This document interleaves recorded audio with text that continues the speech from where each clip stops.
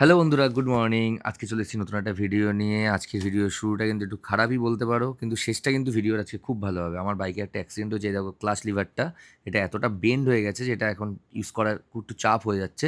তো এখন যাবো সার্ভিস সেন্টারে এটা ঠিক করাতে, মানে নতুন ক্লাচ লিভার লাগাবো। আমার সাথে একটা ফ্রেন্ড যাবে। আমার কিছুদিন আগে একটা গাড়িটা পড়ে গেছিলো রেল লাইনে লেগে, তো সে কারণে এই প্রবলেমটা হয়েছে। তো চলো যাওয়া যাক।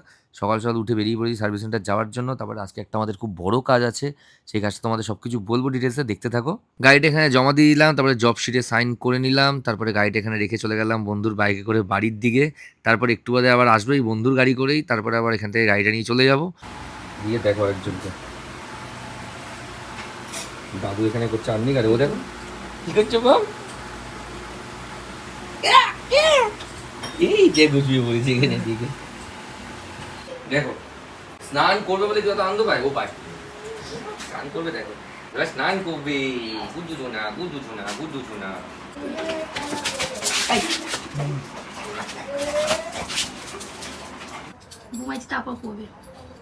এখন খাওয়াতে বসেছে, আর খেতে গেলে যত রাজ্যের খালি মুখ বার করে দেবে, খাবে না। প্যান্ট পরে নিচ্ছে, প্যান্ট পরে নিল, প্যান্ট তুলুন, ক্যামেরা দেখলো আর কোনো মানে খাবে না। মেয়েটা দুটো হয়েছে পুরো একদম। খাও খাও। এই যে চেয়ারটা, চেয়ারটা নামাতে হবে। এই যে সেই চেয়ার যেটাতে এখন মাম খাবে। মাম তোমার চেয়ার এসেছে, চেয়ার এসেছে, চেয়ার এসেছে। হ্যান্ডি কি হয়েছে দেখো, ঘুমোচ্ছে, রেস্ট নিচ্ছে এখন। রেস্ট নাও। কি হয়েছে কি হয়েছে কি হয়েছে?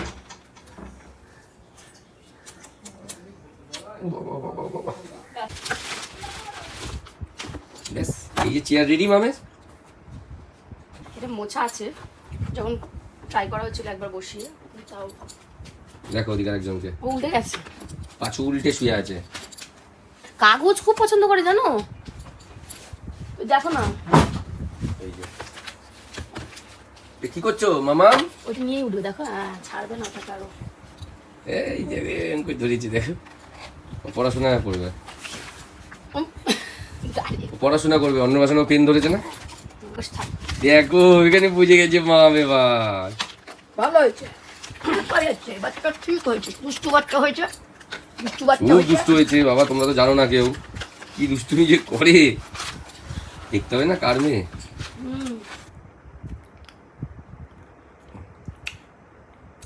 দেখো কি আওয়াজ করছে, দেখো টক টক করে করে আওয়াজ তুমি করছে। করো না তাহলে। হয়েছে হয়েছে, কোথায় টেস্ট নেওয়া তাকাচ্ছে দেখো, হয়েছে, চাটা দেখছে। টেস্ট নেওয়া হয়েছে, এবার এদিকে। মামাম এখন যাই আমি, টাটা। বাবা যাবে একটু দরকারি কাজে আজকে, টাটা। পুজো পুজো আসছি মানে, বসাচ্ছে, হ্যাঁ। টাটা। তো এখন বেরাবো। দিদির বাড়ি হচ্ছে সোদপুরে, এ কারণে বলে দিলাম কারণ আগের দুটো ভিডিওতেই তোমরা প্রচুর লোকে জিজ্ঞাসা করেছো যে দিদির বাড়ি কোথায় বলো। আমি বলে দিয়েছিলাম সেই ভিডিওতেও, এই ভিডিওতেও আর বলে দিচ্ছি দিদির বাড়ি হচ্ছে সোদপুরে, যেখানে যাচ্ছি আমি এখন। তো চলো সমস্ত ডিটেলস দেখো, ফোন নাম্বার এখানে স্ক্রিনেও দেওয়া থাকবে, কমেন্টেও দেওয়া থাকবে। তো চলো এবার যাওয়া যাক। তো ফাইনালি দিদির চেম্বারে চলে আসলাম। আর তোমাদের জানিয়ে রাখি, যারা যারা জানো না, আমাদের বাড়ির উপরে ব্ল্যাক ম্যাজিক হয়েছিল, সেই ব্ল্যাক ম্যাজিক থেকে রেহাই পাওয়ার জন্য আজকে দিদির কাছে প্রতিকার নিতে আসা। তোমাদের অনেককে বলেওছিলাম যে কালো জাদু আমাদের বাড়িতে করা ছিল, যেই কারণে তোমরা অনেকেও বলেছিলে যে তোমাদের বাড়িতে নিশ্চয়ই কিছু করা হচ্ছে, যে কারণে তোমাদের সাথে এত খারাপ কিছু হচ্ছে।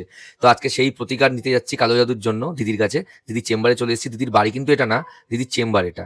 এই মন্ত্রটা তুমি প্রাণায়াম আমি দেখিয়ে দিচ্ছি। হ্যাঁ, আমার আরো কিছু জানার ছিল আমার বাড়ির ব্যাপারে বা আমার নিজের পার্সোনাল ব্যাপারে, সেজন্য দিদির কাছে আমি ট্যারোট কার্ড রিডিংটা করে নিলাম। আর হ্যাঁ, তোমাদের একটা কথা বলে রাখি, এরকম কিন্তু ব্যাপার না দিদিও ব্ল্যাক ম্যাজিক বা এরকম টাইপের কিছু জিনিস করে। দিদি সম্পূর্ণ রকমই পুরো আধ্যাত্মিক উপায়ে পুরো ব্যাপারটাকে নির্মূল করার চেষ্টা করে। আর সেটা 100% নির্মূল হয়, সেটা হিলিং বা কোনো রকম রেমেডিসের মাধ্যমে। আমাকে যেমন কিছু কিছু কাজ বলে, যেটা সম্পূর্ণ ঠাকুরের ওপর বিশ্বাসের ওপর কাজটা, কোনো প্রপারলি যে কালো জাদু ওরকম কিন্তু দিদি কিচ্ছু করে না, কারোর ক্ষতি বা কিছুই কিন্তু দিদি করে না। তোমাদের একটা মজার ব্যাপার বলি, এর আগে আমি একবার গেছিলাম দিদির বাড়িতে, সেবার খুব একটা ভিডিও করিনি, বাট তোমরা সবাই বলেছিলে দিদির ব্যাপারে জানতে, তার পরের বার আমরা ভিডিও করি।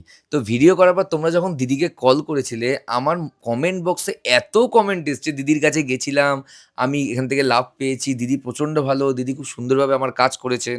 মানে আমার নিজেরও ভালো লাগলো যে আমার একটা ভিডিও থেকে তোমাদের এত ভালো উপকার হয়েছে।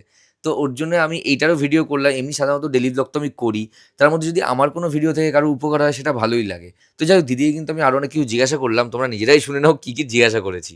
আমার বাড়ির যারা মানে ক্ষতিটা করেছে এরপরে যদি আবার চেষ্টা করে তুমি যারা দিলে এরপরে যদি চেষ্টা করে সেক্ষেত্রে তারা কিরকম কি রেজাল্ট পাবে? দেখে বলে দিচ্ছি। তারা এখনো বুঝতে পারছে না, বুঝতে পারছো? তারা তো দলবদ্ধভাবে কাজ করেছিল। তোমার মানে তোমার সাকসেসের জায়গাটা, তোমার আনন্দে, তুমি বউ বাচ্চা নিয়ে ভালো আছো, সংসার ভালো করছো। Exactly the card is consciousness. দেখো তোমরা পজিটিভ, কিন্তু আশেপাশে নেগেটিভ এনার্জি।